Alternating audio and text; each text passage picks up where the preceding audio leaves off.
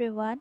So today we are going to start local self-government of your chapter 1.1.6.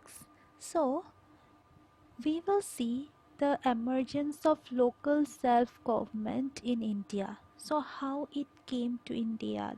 That means who bought this kind of developments for the local level, for these subdivisional levels in India, we will see here in this chapter, in this subtopic.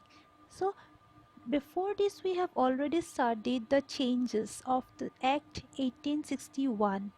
Yes, so after the revolt of 1857, the 1858 Act we have seen, and again 1861 Act we have seen. So there we have seen the changes experienced in the administration of India. Yes, in the center and in the provincial level. So in the center, the legislature and executive, the changes we have seen. Even in the provincial levels, how in the legislative and executive councils what changes were brought we have seen. So we what we have noticed, one important point is that representative form of government was introduced. So Indians were, although in a very few number, okay, in a very few number, so here still we can see that entry of Indians into the administrative system, okay, that is a very important change in the history of India. So again we will see a change in the more local level, in the more local level. That means how we will see what paved the way for these changes to come. Okay, who is the pioneer or who is the important person to bring these changes, we will see here. And under these changes, that means under this local self-government, what were the activities done by this government? Okay, how this local self-government in India worked, we will see this. So first of all, the thing is that local self-government means what? First of all, we have to know what does this mean. So local self-government or local government, what activities they do? They deal with the problems at local levels. Okay, suppose for example, in the present day we can see the problems of drainage, the road maintenance, yes or no, birth records, death records. We don't need to go to the state government or the central government to do all of this our works. It happens in our local level. If we go to the block, we can do in the block levels, we can do this records maintaining works. So in this local levels, that means in this local self-governing bodies, they look after these works at local levels. So state governments or central governments don't need to look each and every work of local level by themselves. So a separate governing body has been assigned, so who look after all this. So this cannot be properly, we can see that, dealt with by the central or state government. So local self-government in India refers to the governmental jurisdictions below the level of state. So here we have seen what is local self-government. Here today, below the level of state means what? We have a central government in our country, we have a state government, and below that level we have local self-governing bodies. Okay, self-governing bodies who look after the things or problems in the local levels. So that is local self-government. But how this entered or how this emerged in the India's political scenario, how this local self-governance came up, okay, the history we will see here. So first of all, we can see that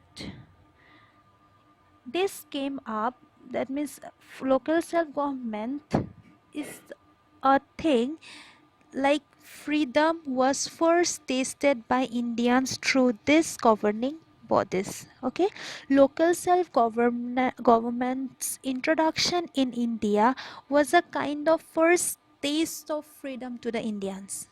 Understood? In 1882, it was not an act, okay? It was not an act through which local self-government was formed. It was through a resolution, okay?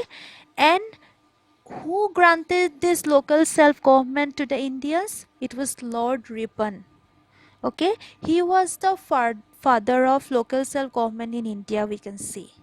If any question comes, who is the father of local self-government in India, it is Lord Ripon. So first of all, let us know how this idea came to the mind of Lord Ripon that Indians should be granted local self-governing bodies. So first of all, we can see Lord Mayo. Okay, Lord Mayo. He uh, paved the way of self-government in India. How he paved the way? A resolution was passed on financial decentralization. Okay, it was a decision of Lord Mayo that financial decentralization should be done. That means transfer from central to local. Financial decentralization.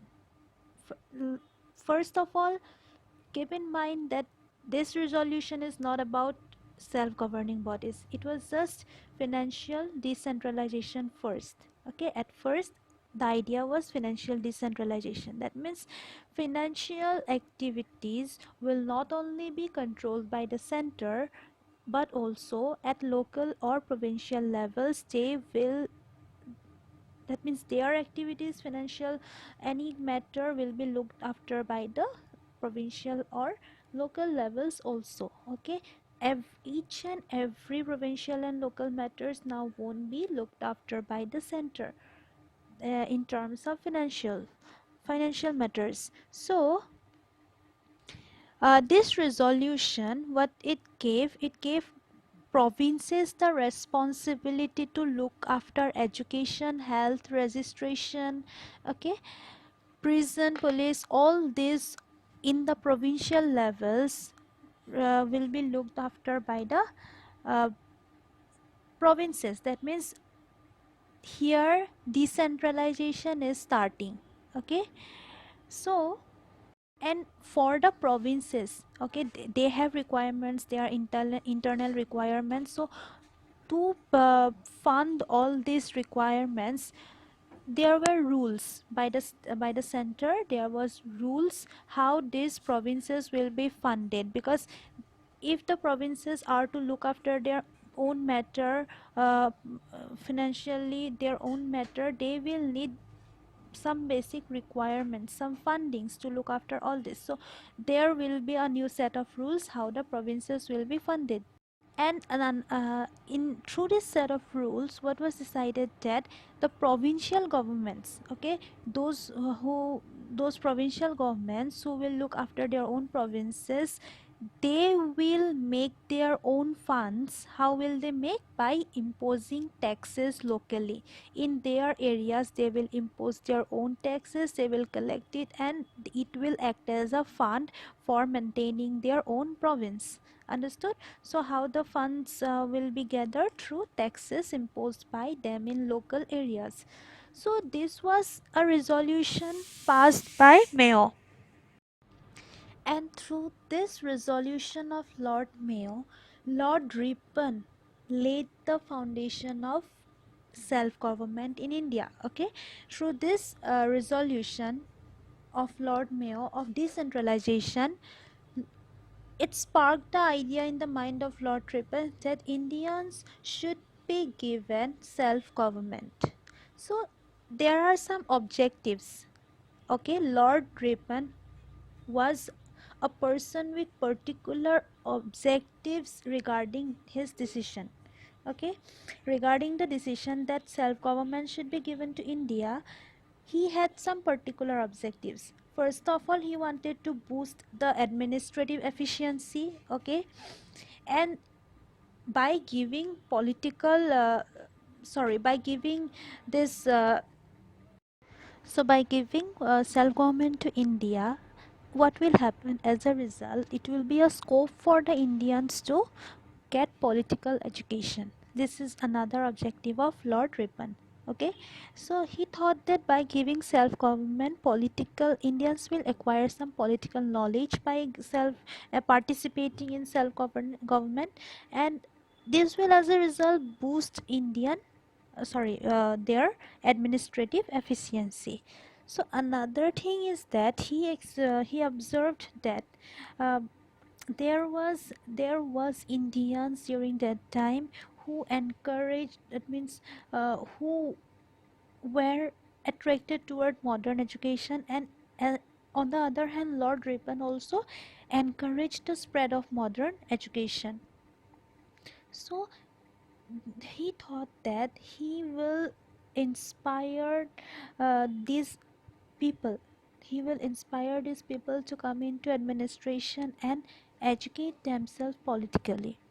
He also saw the desire of the people to take part in local administration. Okay, he also saw that people wanted to take part in local administration, acquire administrative efficiency. Okay, they were inspired by democratic principles. So keeping all this in mind, he thought that they should be given uh, this one self-governing responsibilities. Okay, and by self-governing he meant that that means in his proposal it was that these local boards, this local administration bodies, this will be free from central administration. Okay, and one more thing, the idea of democratic principles were in these local bodies. He thought that Lord Ripon wanted to appoint elected members.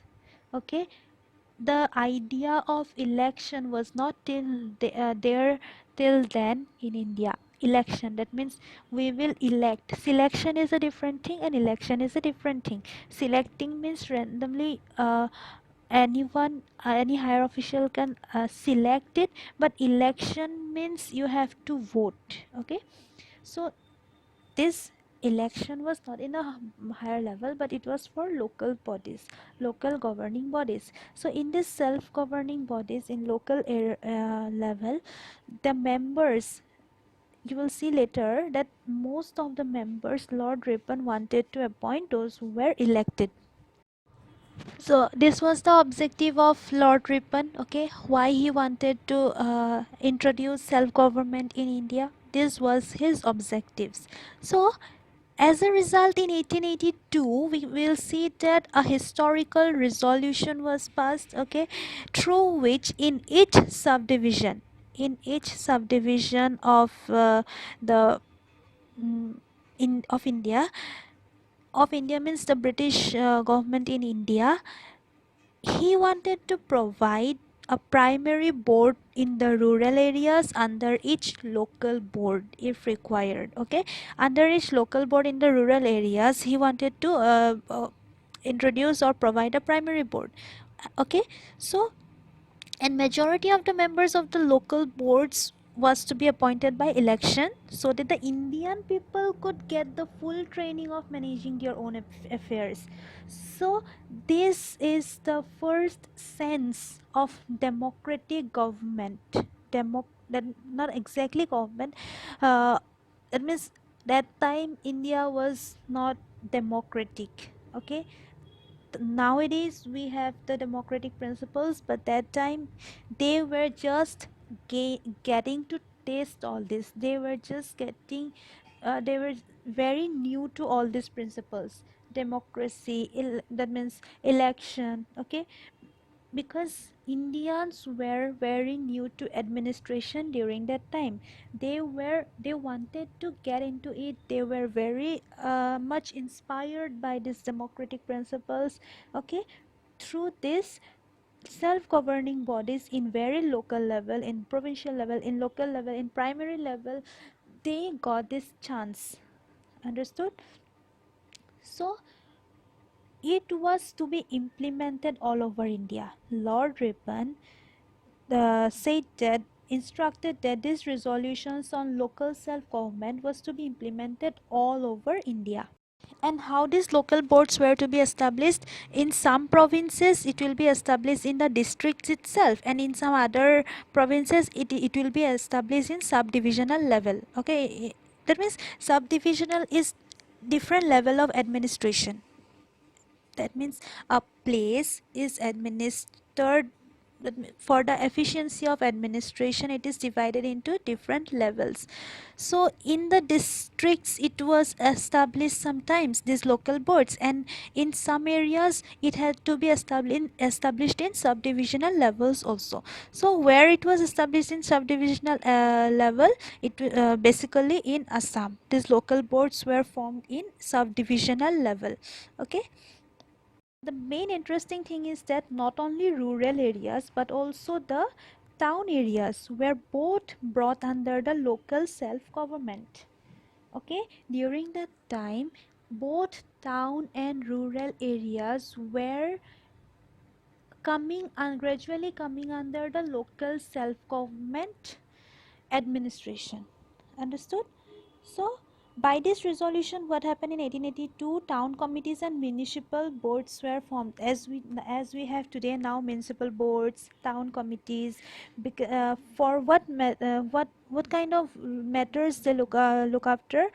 Any kind of problem that is there in their area, in the towns, the municipal boards, the town committees will look after. Okay, if we have any problem of drainage, if we have any problem of maintenance of roads, or any problem of water facilities, where do we go? We will go to the town committees or municipal boards. Okay, so they look after our matter. So we don't need to go to the state governments or central governments for all these kind of problems which we have in our local areas.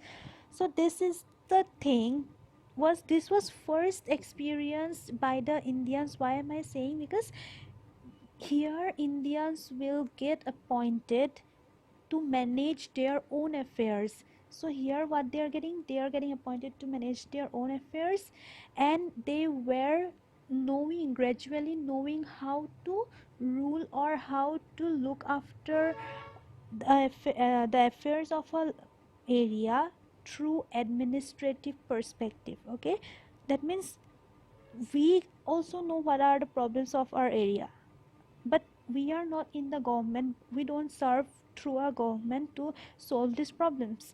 But if these people, if some of the Indians get a chance to get appointed in the administration, they have a chance to look after the problems and know how to solve it. Understood?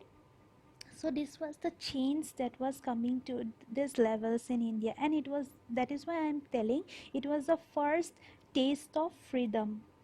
These Indians that time, why am I saying freedom? Because that time we were under a foreign rule. Indians were under a foreign rule during that time. Okay, but through Lord Ripon's self-government policies, Indians were getting a chance to taste what is freedom, what freedom feels like. Okay, how self-governing feels like.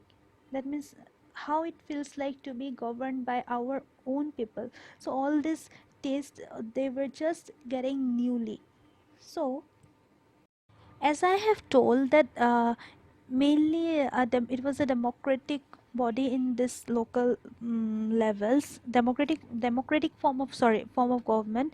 So how, what was the rule? It was the rule was that 75% of the members of these local boards, okay, of the town committees or municipal boards, 75% of them would be appointed through election. Understood? So even the chairman of such bodies of the towns areas could be elected if required. Got it? So Lord Ripon was giving importance in the term election, so that Indians know how the democratic principles work. Okay, democracy means what? Democracy means, if India is a democratic country, what do we mean by that? So in terms of how do we elect, or how do our representative gets in power, we elect them, yes or no, we vote our particular representative whom we want us to rule. Okay, they can be of any party. That time it was not like that, but just I'm giving example how election occurs, how election sorry takes place. We vote first of all, and the party which gets the highest vote, they form the government. That is election, and that is democracy. That means we have the right to vote, or we have the right to mm, choose whom we want to rule through the system of voting. That is the feeling of democracy, and it was given by Lord Ripon. In which level? In these local levels, so that people know. So what we see, so during that time, Lord Ripon's ideas and objectives, do you think the English government or the Secretary of State of India, did they accepted the proposal of Lord Ripon? Because see, India was ruled by a foreign rule, foreign country. Okay, India was ruled by the British that time. So will those people, will those foreign rulers want India to come in under that means locally come under self governance? Will they want it? So this question you have to arise in your mind, because this is very important. It is not that every British people want India to get freedom. No.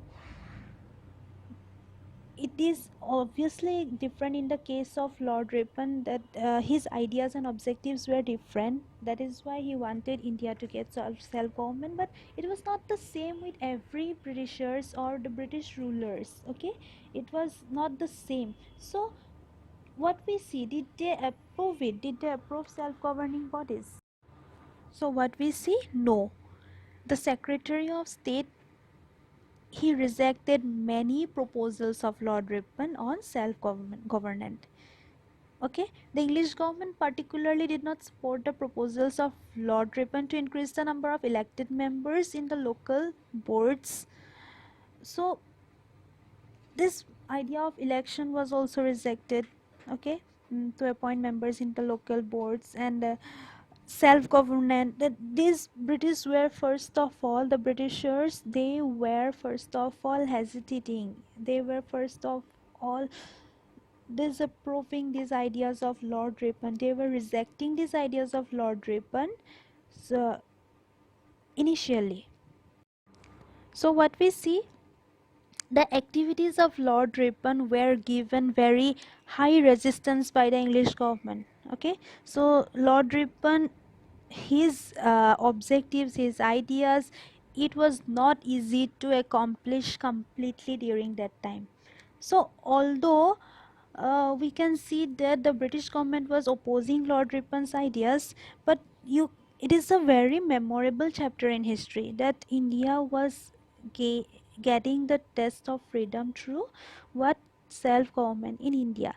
This taste was really unique to India that time, because they were for the first time getting this kind of experience. Okay, so this message to Indian administration, that these thoughts, these practical thoughts of Lord Ripon, how Indians should get politically educated, how they should know how administration works. These were only ideas of Lord Ripon, and these ideas for the first time brought local self-government under democratic system in India. Democratic system, why? Because through election members were appointed in the local self-government bodies. So this local self-government is very important in the history of India, in the how it came. So I think you will remember the name Lord Ripon if it comes to the local self government of India.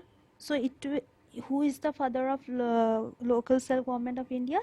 The answer is Lord Ripon. Okay, so I think you will understand, you have understood how local self governing bodies work, how democratic principles were coming under this system. Okay, that means how local self governments were coming under democratic system. It was basically as a result of what? As a result of those thoughts or those ideas, those objectives of Lord Ripon, because he wanted in this way. So we remember Lord Ripon as a good administrator. Okay, he was the viceroy of India during that time. Gladstone was ruling. That means in the parliament, the Gladstone was ruling in England. Okay, in England. So here during that time, who was the viceroy? Lord Ripon was the viceroy. But although he was a Britisher, we can remember him as a good administrator, because we have already seen that his measures, his objectives were for the good of the Indians. Okay, his measures were for the good of the Indians, local self government and all. Okay, Indians should learn to manage their own affairs. All these things were for uh, Indians. For the Indians, it was a very good paveway. It was a very good gateway to enter into the administration. So Lord Ripon's measures, and Lord Ripon himself, the viceroy himself, was a very good administrator. It was a liberal one for the Indians during that time, although he was under British government, although he was a Britisher. Okay, so I think you have understood the self government, how it emerged in India. So next class we will see Indianization of civil services. In this chapter we are basically seeing how Britishers, how their rule. Okay, first of all it was opposed by the Indians, during which time 1857 revolt, and after that through the acts and resolutions, how Britishers are bringing up new policies so that the Indians are satisfied, or so that they do not revolt in future. Okay, in that case, Indianization of civil services, this is another one we will see in the next class what is here in details. Okay, so we are ending up here. Thank you so much.